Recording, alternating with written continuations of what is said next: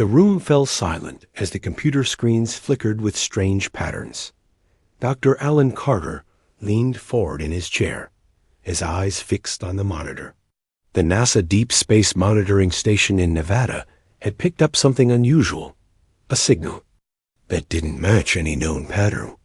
Alan had been studying alien languages for 20 years, though most of his colleagues thought it was a waste of time.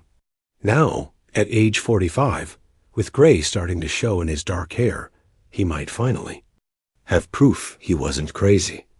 "Can you clean this up?" he asked the young technician beside him. "Working on it," said the woman, her fingers moving quickly across the keyboard. Signals coming from somewhere beyond Pluto. Alan's heart beat faster. He had dreamed of this moment his entire career. A real signal from another civilization. He reached for his coffee, accidentally knocking it over. The black liquid spread across his notes, but he barely noticed. The door to the monitoring room swung open. Lieutenant Samantha Wells walked in, her military uniform perfectly pressed, her blonde hair pulled back in a tight bun. At 32, she had already made a name for herself in military communications. "Dr. Carter, I'm Lieutenant Wells. The Air Force sent me to assess the situation." Alan nodded without taking his eyes off the screen. "It's real. We're receiving a transmission from somewhere beyond our solar system." Samantha moved closer, studying the pattern on the screen. "How do you know it's artificial?" "The pattern repeats too perfectly. Nature doesn't work that way." He pointed to a section of the signal. "See this? It's a mathematical sequence. Prime numbers. Whoever sent this wants us to know they're intelligent." For 3 days, Alan barely slept. He worked alongside Samantha and a growing team of scientists trying to decode the message. On the 4th day, he had a breakthrough. "It's a language primer," he explained to the room full of government officials. "They're teaching us how to understand them, starting with basic concepts and building up to more complex ideas." The head of NASA leaned forward. "And what are they saying, Dr. Carter?" Alan took a deep breath. "They call themselves Durat, the Council. They say they've been watching Earth for some time. They've decided we've reached a point in our development where contact is appropriate. They're sending representatives to evaluate humanity." The room erupted in questions. How long until they arrived? What did they want? Were they dangerous?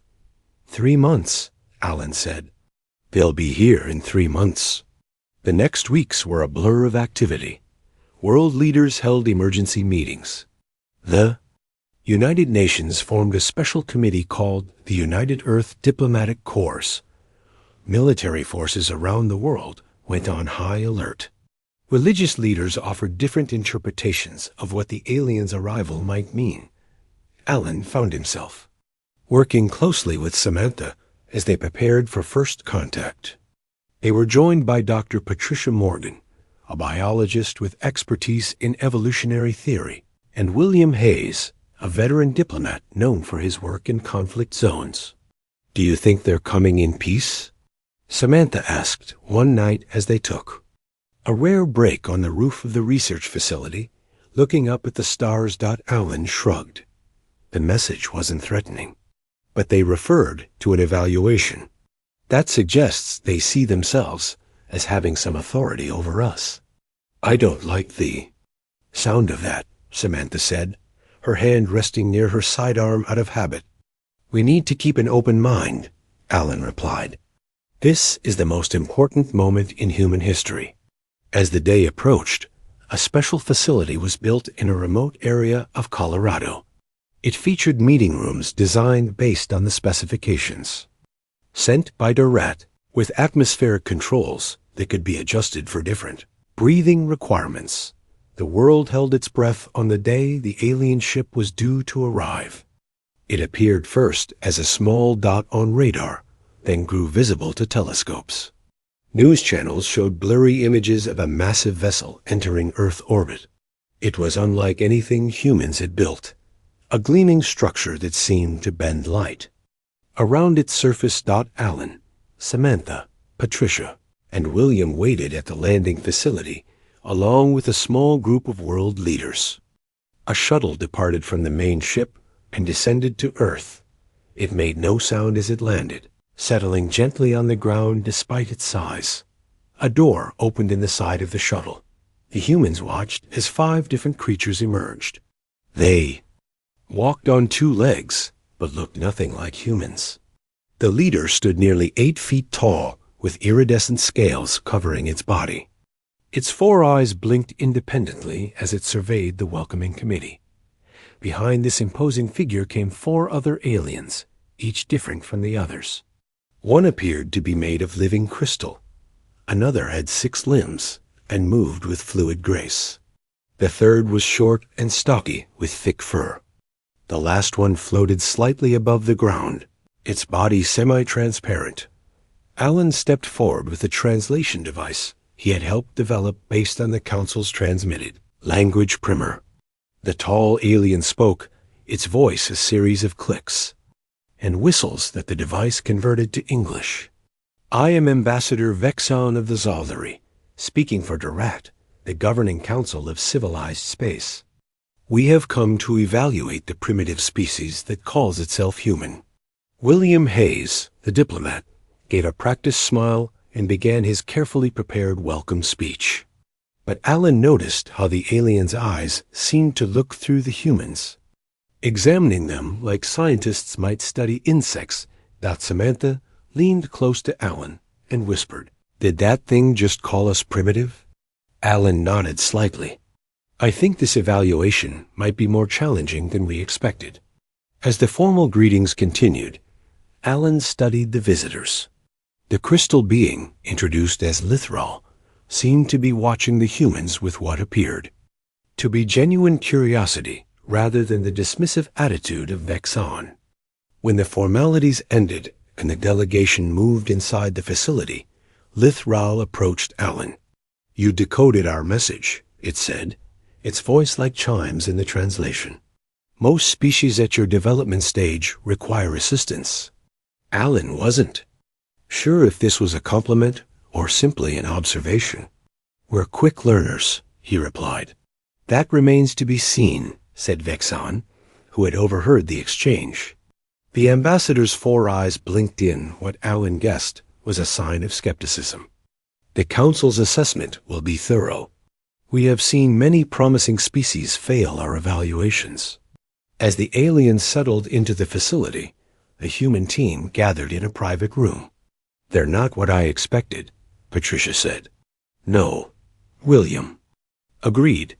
"They seem to have already decided what they think of us." Alan looked out the window at the alien shuttle. "This is just the beginning. We need to show them what humanity is really capable of." Samantha nodded, her expression determined. "If they want to evaluate us, fine. But they'll find out humans don't fail tests easily." Outside, the alien ship hovered silently in the sky, visible to everyone on Earth, a reminder that humanity was no longer alone, and that they were being judged by standards they didn't yet understand. The assessment began early the next morning. Alan, Samantha, Patricia, and William gathered in the main conference room of the facility. The air felt thick with tension as they waited for the council representatives to arrive. None of them had slept well. "Remember," William said quietly, "we need to stay calm no matter what they say or do. We represent all of humanity now." The doors slid open, and Ambassador Vexon entered, followed by the other 4 aliens. The tall, scaled ambassador took a seat at the head of the table without asking. The message was clear. The council was in charge here. "We will begin with basic intelligence evaluation," Vexon announced, then move to technological assessment, social structure analysis, and biological capability testing. Alan leaned forward. "We've prepared information packets about human achievements in science, art, philosophy. Those are not necessary." Vexon interrupted. "We will observe directly." For the next several hours, The humans felt like they were back in school, taking tests designed by teachers who expected them to fail. The council members presented them with puzzles, mathematical problems, and ethical scenarios. Some were straightforward, others nearly impossible to solve. Lithral, the crystalline alien, presented Alan with a complex three-dimensional puzzle. This is given to our young before they begin formal education, the alien said. Alan struggled with it for 20 minutes, while the others faced their own challenges. When he finally solved it, Lithral made a sound like tinkling glass. Interesting. You approached it differently than most species. Across the room, Samantha was being tested on tactical thinking by the six-limbed alien. Patricia worked with the floating, semi-transparent being on biological questions. William was engaged in a rapid-fire ethical debate with the furry Stocky. Alien. By midday, Alan's head was pounding. During a short break, the human team gathered in a side room. They're testing us like we're children, Samantha said, her voice tight with anger. Patricia nodded. Some of their questions about biology make no sense in our context.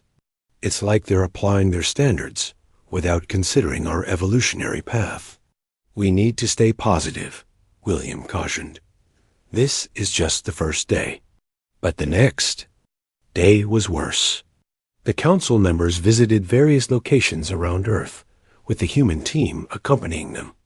At every stop, Vengzan found something to criticize. At a major research laboratory, the ambassador examined the latest fusion reactor prototype. Primitive energy production. We abandoned such wasteful methods millennia ago. At a hospital, the alien looked at medical equipment with four-eyed disdain. You still cut into bodies to heal them? How barbaric. Even human art received harsh judgment. Standing before a famous painting in a museum, Vexon clicked dismissively. Your species' visual expression lacks depth perception across the full spectrum. Only Lithral showed any appreciation, lingering at a display of music.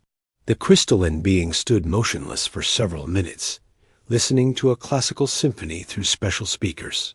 This vibration pattern is ... Interesting, Lithral told Alan afterward. It creates unusual resonance within my structure.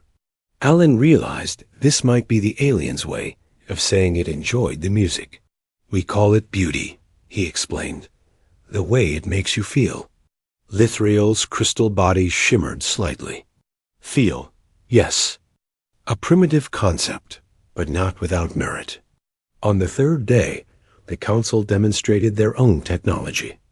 They showed the humans devices that seemed like magic, personal gravity controls, instant matter transportation over short distances, and energy sources that required no fuel. Alan watched in amazement as Vexon casually produced a small sphere that floated above his scaled hand. This simple power cell could run your entire city for a year, the ambassador said. Council citizens carry them as emergency backups. Samantha stepped closer. How does it work? The principles are beyond your current science, Vexon replied. It would be like explaining space travel to an ant. Later that evening, back in their private meeting room, the human team tried to process what they had seen. Their technology is centuries ahead of ours, Patricia said, her voice low. William nodded grimly. And Ambassador Vexon has made it clear they don't think we deserve access to any of it. Something's not right, Alan said, thinking about the demonstrations. When I asked specific questions about how their devices work, they gave vague answers. It was always beyond your understanding, or based on advanced principles. Samantha raised an eyebrow. You think they're hiding something? I'm not sure, Alan replied. But sometimes the way they interact with their own technology seems ... rehearsed, like they're following instructions rather than truly understanding the principles. Before they could discuss further, they received word that the council had called an emergency meeting. The human team hurried to the conference room, where all 5 alien representatives waited. Vexon stood as they entered. The council has completed its preliminary assessment of humanity, the ambassador announced. We have reached a decision regarding your species status. The humans exchanged nervous glances. This was happening much faster than they had expected. Based on our observations, humans will be classified as a Level 2 protected species. Vexon stated, you may continue development within your solar system, but are forbidden from establishing colonies beyond it. You will be granted limited contact with other Level 2 and 3 species under Council supervision. Advanced technology will be restricted. William stepped forward. On what basis have you made this determination? Vexon's upper eyes blinked slowly. Humanity lacks the evolutionary maturity to handle greater responsibility. Your species is still driven by territorial instincts and primitive emotional responses. You cannot be trusted with technology that could harm more developed civilizations. Alan noticed Lithrel shift slightly, the crystalline being's surface catching the light differently, but the alien remained silent. This isn't fair, Samantha sighed, unable to contain herself. You've barely seen what humans are capable of. We have seen enough, Nexon replied coldly. The Council's decision is final. We will depart in 2 days after finalizing the protection protocols. Your world leaders have been informed. After the aliens left, a heavy silence filled the room. William looked defeated. Patricia sat down heavily in a chair. So that's it? Samantha asked. We're just supposed to accept being treated like children. In a playpen?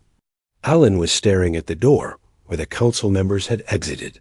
No, he said quietly. Something doesn't add up about their technology. And this talk of evolutionary maturity. I think we're missing part of the picture. What can we do? William asked. They're clearly not interested in our opinion. Alan turned to face his colleagues, a determined look in his eyes. We have 2 days before they leave. I think we need to do some investigating of our own.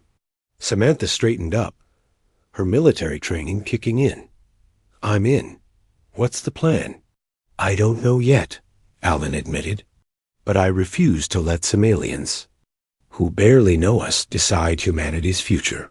Outside the window, the lights of the alien shuttle glowed in the darkness. Somewhere above them, the Council's massive ship hung in orbit, a silent reminder of how small Earth seemed in the vastness of space. But Alan Carter wasn't ready to accept humanity's assigned place in the cosmic hierarchy. Not yet. Alan and Patricia worked through the night in a small lab they had set up away from the main meeting areas. They had managed to collect small samples of material left behind by the council members, a scale shed by Vexan, crystal dust from Lithril, and trace elements from the devices the aliens had demonstrated.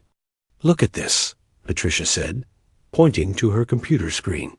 She had been analyzing the data from the medical scans the council had performed on the human team.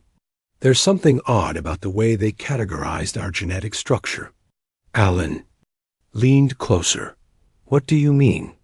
They keep referring to something called evolutionary maturity, but the translation matrix seems to struggle with the concept. I think there might be a mistake in how it's being converted to our language. Alan thought for a moment. Let me try something.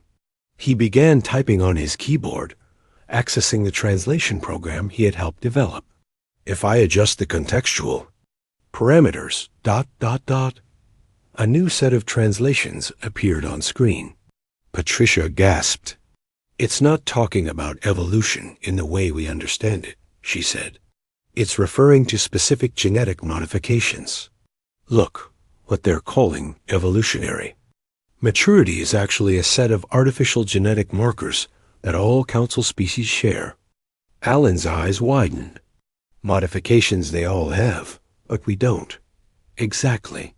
Patricia pushed her glasses up on her nose. They're not judging us on our natural development. They're judging us because we haven't been genetically altered in the same way they have.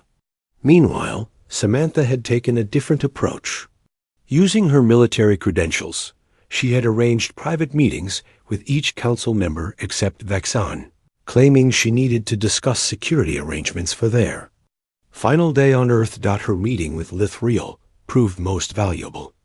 The crystalline beings seemed more willing to talk openly when away from the others. "Your species is unusual," Lithriel told Samantha as they walked through a garden outside the facility. "Most Level 2 species accept council guidance without question.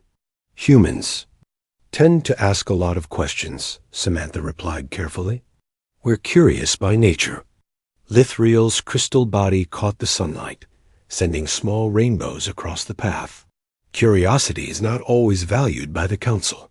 Stability and predictability are considered more important. How did the council form?" Samantha asked, trying to sound casual. "How long has it existed?" "For millennia," Lithriel answered, "after the predecessors vanished." "The predecessors?" Lithriel stopped walking. "I should not speak of this. Ambassador Vexan would not approve." Samantha took a chance. "Does the council really understand all its technology? Or did some of it come from these predecessors?" The crystalline alien surface flickered with internal light patterns that Samantha guessed might indicate surprise or alarm. "You are very direct, Lieutenant Wells. Just curious, like I said." After a long pause, Lithriel spoke quietly. "The council maintains order by controlling access to predecessor technology. Species are admitted to full status only after accepting certain adjustments that ensure compatibility." "Genetic modifications?"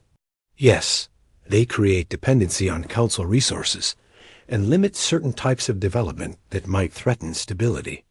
Samantha kept her face neutral despite her shock. "And if a species refuses these adjustments?" "That has not happened in thousands of years." Lithriel's voice sounded almost sad. "Most are eager for the benefits of council membership." That evening, the human team gathered to share their discoveries. William had spent the day communicating with world leaders who were struggling to decide how to respond to the council's classification of humanity. "The genetic modifications explain a lot," Alan said, after they had all reported their findings. "I bet the translation issues I noticed were related to concepts the council doesn't want newly contacted species to understand fully." Patricia nodded. "From what I can tell, these modifications make species dependent on specific resources that only the council can provide. It's like a built-in control mechanism." "And the technology?" William asked. "Most of it isn't theirs," Samantha explained, sharing what she had learned from Lithriel. "They found it left behind by some ancient civilization they call the predecessors.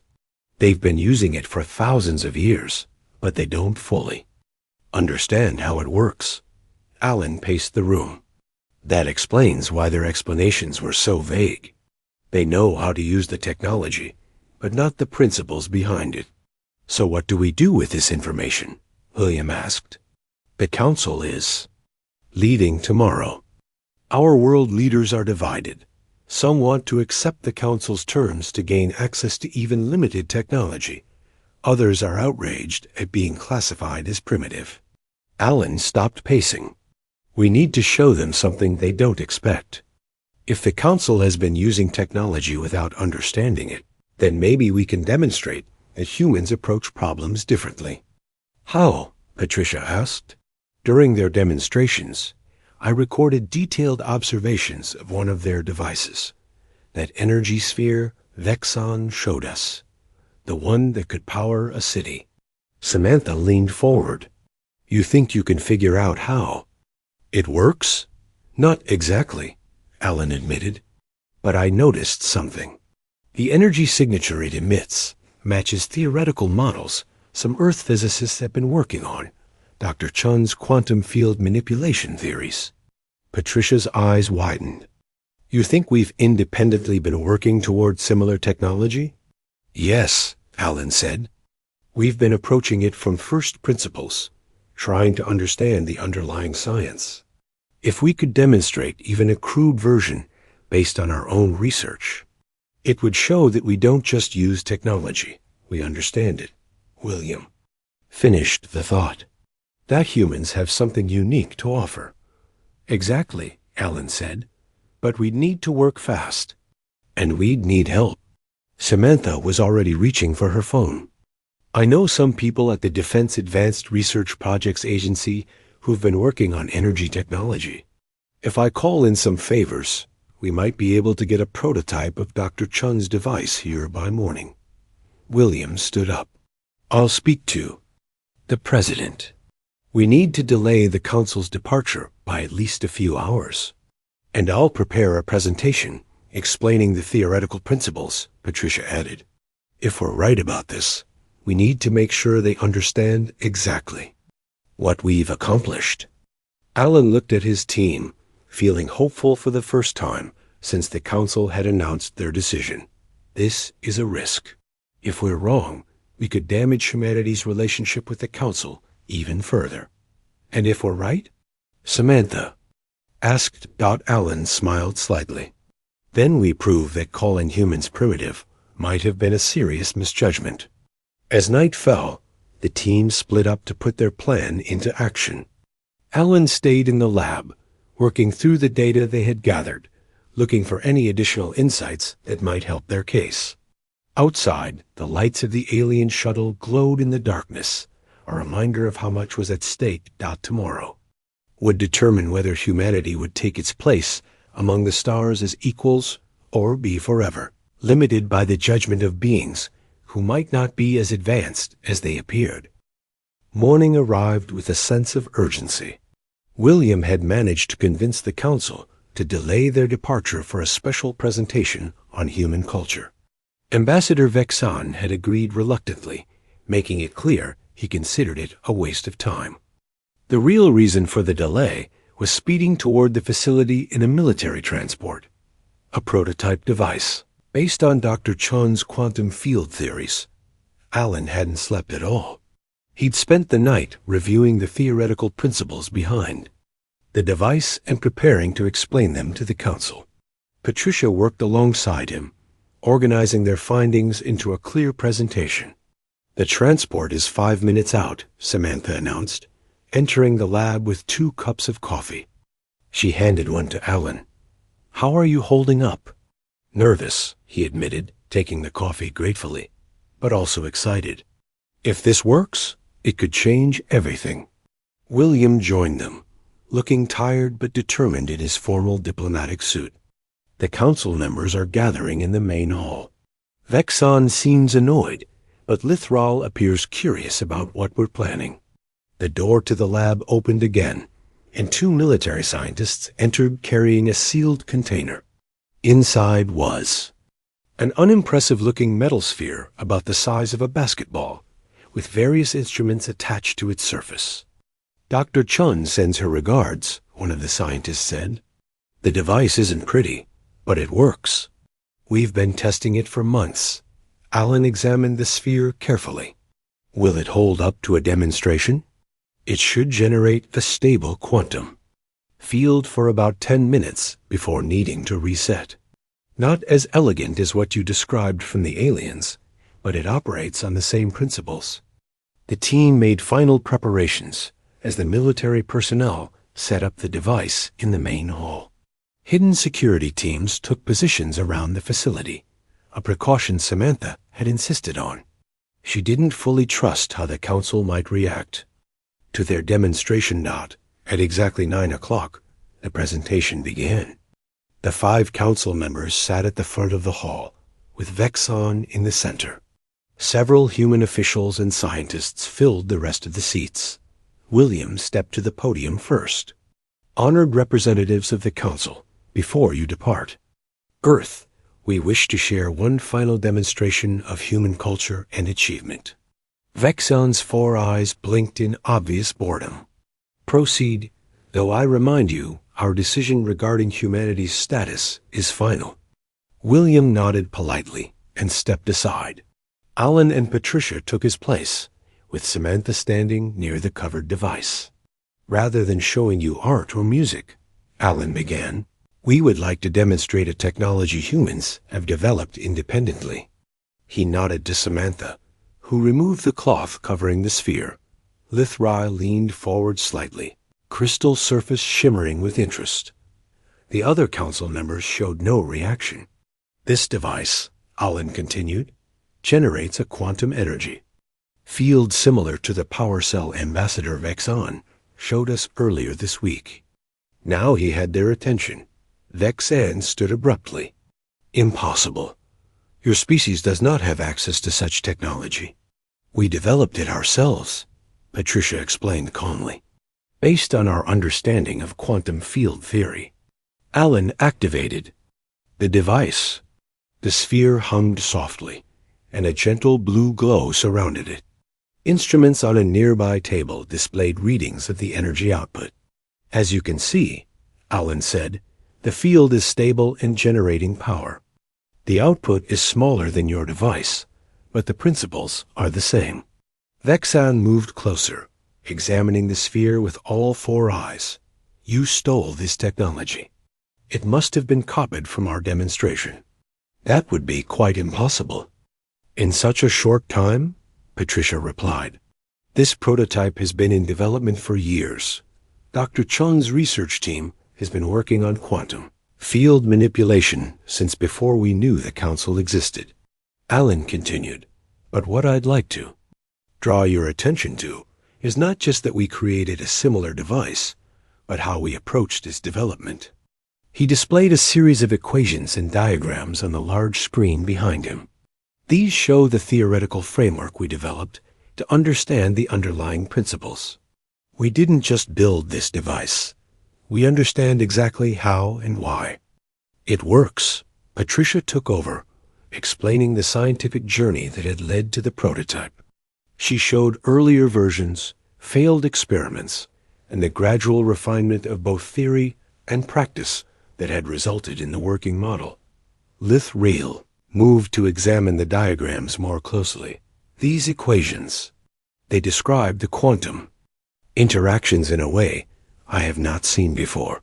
The other council members were now talking among themselves in their own languages. Vexan appeared increasingly agitated. This changes nothing, the ambassador declared. A single device does not prove your species' readiness for advanced status. We're not trying to prove we deserve a higher classification, Alan replied. We're demonstrating that humans approach technology differently than the council does. We don't just use tools. We seek to understand them completely. Lithriel turned to face Vexan. The human approach is unusual. They derive these principles independently, without access to predecessor artifacts. Predecessor artifacts? William asked, feigning ignorance. Vexan shot a warning look at Lithriel. This discussion is inappropriate. Alan sensed an opening. Ambassador, we've noticed that while the council possesses remarkable technology, explanations of how it functions have been vague. We wonder if perhaps some of this technology came from another source. The room fell silent. The human officials looked confused, but the council members had gone very still. How dare you? Vexan said, voice dangerously quiet. This is why primitive species must be controlled. You ask dangerous questions. Is seeking understanding dangerous? Patricia asked. Yes, when it threatens stability, Vexan snapped. The council has maintained peace for thousands of years by controlling access to advanced technology. By controlling, you mean requiring genetic modifications that make species dependent on council resources, Samantha said, stepping forward. Vexan's scales darkened with anger. Who told you this? Lithra, have you violated council protocol? Before the crystalline being could answer, William intervened. Ambassador, we're not looking to challenge the council's authority. We're suggesting that humanity might offer a unique perspective, one that could be valuable even to advanced species. What perspective? Asked one of the other council members. Speaking for the first time. Innovation, Alan replied. From what we've observed, the council uses technology, but may not fully understand its principles. Humans work differently. We're driven to understand, to improve, to create new approaches. He gestured to the humming sphere. This device isn't just a copy of what you showed us. In some ways, it's better. Our power output is lower, but our conversion efficiency is higher. And we've added safety features that your device lacked. Patricia highlighted these improvements on the screen. Lithril and 2 other council members moved closer to study the details. Fascinating, Lithril said. They've approached the problem from first principles rather than working backward from existing technology. The tension in the room remained high, but Alan could sense a shift. Vexon still looked angry, but the other council members seemed genuinely interested. The human officials were watching with a mixture of confusion and hope. After several minutes of examination, the council members withdrew to confer privately. As they left the hall, Lithril paused beside Alan. "What you have done today is significant," the crystalline being said quietly. Not all council members share Vexon's views on species classification. Some of us have long questioned our dependence on predecessor technology. Alan nodded. "We're not asking for special treatment. We just want the chance to develop in our own way. That may not be possible under current council policy," Lithril replied, "but policies can change." As the alien left, William approached Alan. "What do you think will happen now?" Alan watched the door where the council members had exited. "I don't know, but I think we've given them something to think about." Outside, the council's shuttle waited on the landing pad. But for now, at least, it remained grounded.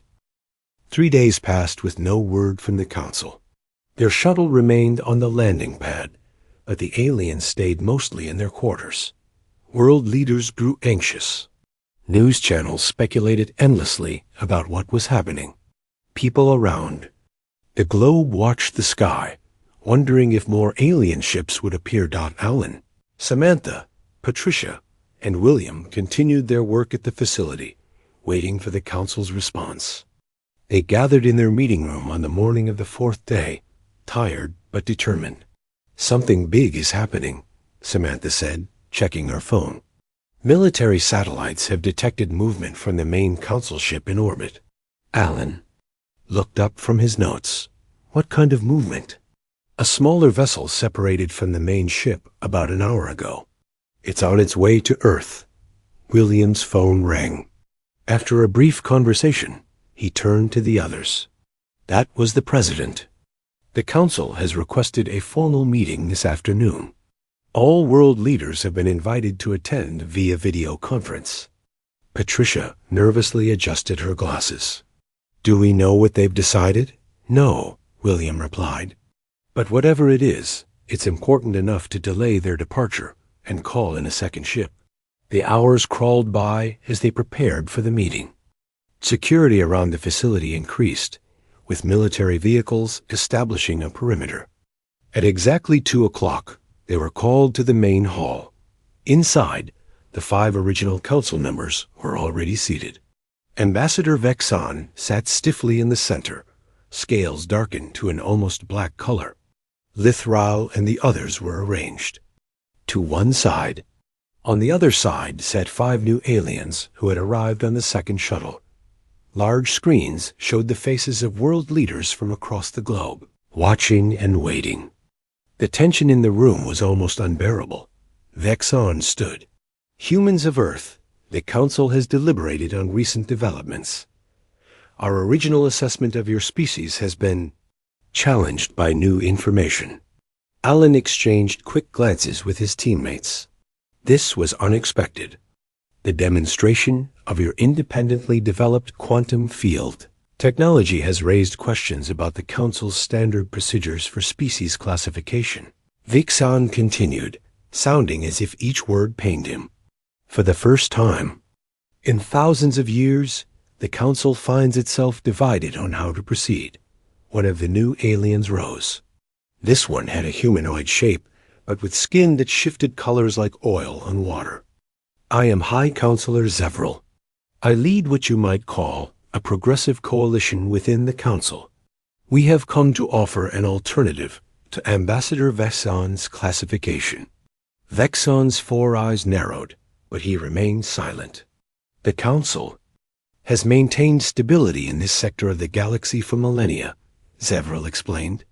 We have done this by carefully controlling access to advanced technology and requiring certain adjustments to ensure compatibility among member species. The High Counselor moved closer to the human delegation.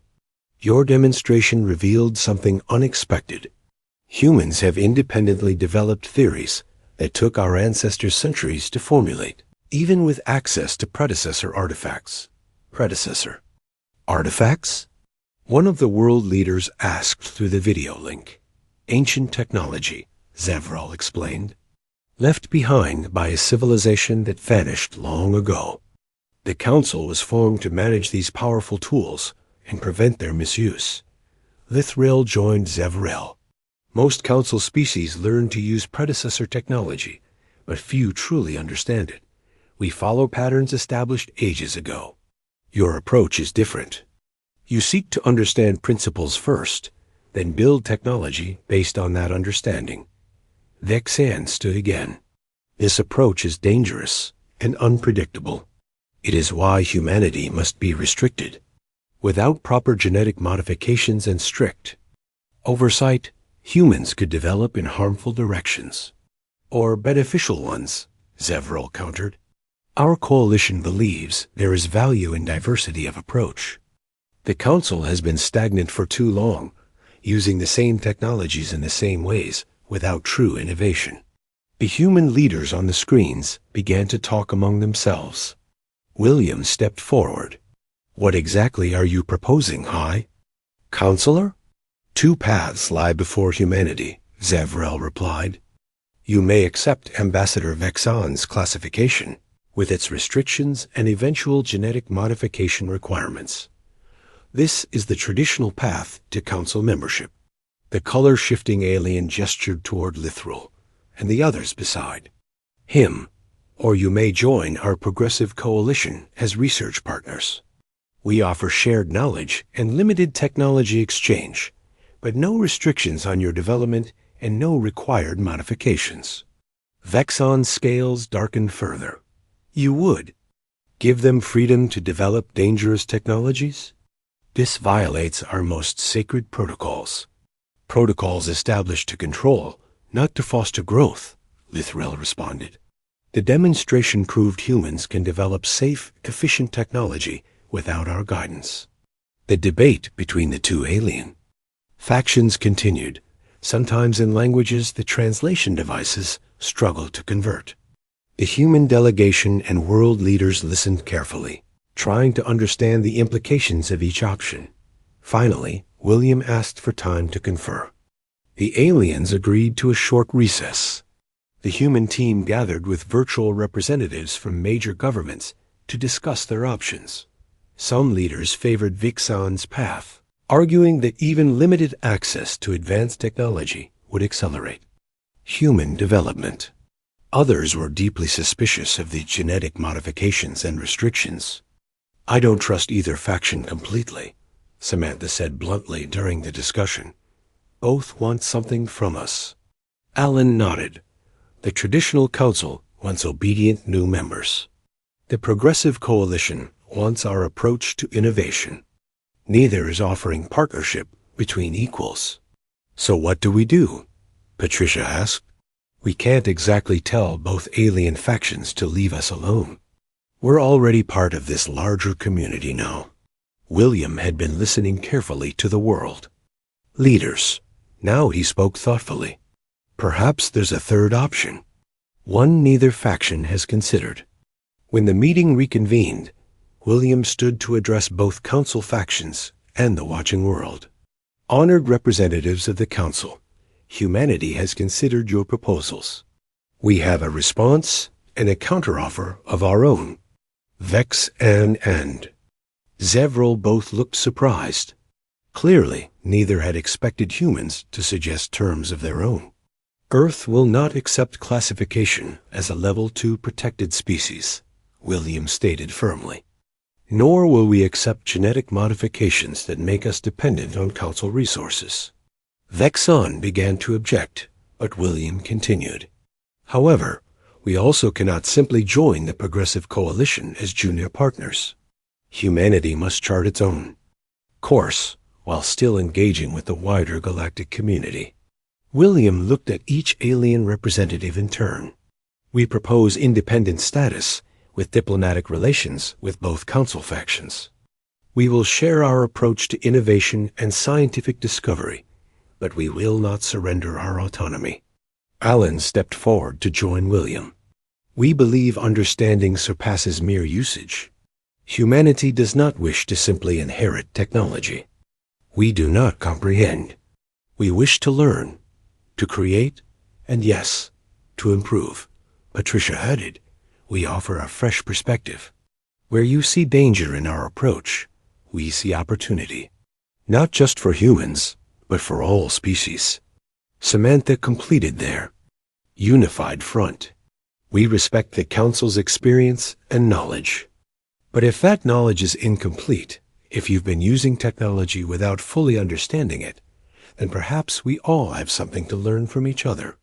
The aliens conferred among themselves. Lithrael's crystalline form shimmered with rapidly changing light patterns. Vexon's scales shifted between dark and light, colors as the ambassador argued with the other representatives. Finally, Zevral addressed the humans again. Your proposal is unprecedented. No species has ever set its own terms for interaction with the Council. Perhaps it's time one did, William replied calmly. After more discussion, the two Council factions reached a surprising agreement. Humanity would maintain its independence, but establish diplomatic relations with both groups. Limited technology exchange would begin, with Earth sharing its theoretical approach while receiving practical knowledge in return. This is not what we came here to offer, Vexon said stiffly. But the Council acknowledges humanity's unique potential. We will be watching your development closely. As will we, Zevral added, sounding more pleased. I believe this arrangement may benefit us all in ways we cannot yet predict. In the days that followed, plans were made for permanent alien embassies on Earth and human representatives in both Council factions. The aliens departed, their shuttles rising silently into the sky, leaving humanity to its new place in the cosmos. Alan, Samantha, Patricia, and William watched the ships disappear into the clouds. They felt the weight of what they had accomplished. So, Samantha said with a small smile, not bad for a primitive species, right? Alan laughed. I think we proved a rat wrong about that. This is just the beginning, Patricia said, looking up at the sky. Imagine what we'll learn from each other. William nodded thoughtfully. And what we'll teach them. Above them, stars were beginning to appear in the darkening sky. Stars that no longer represented unreachable points of light, but potential destinations for a humanity that had proven it belonged among them, not as subordinates,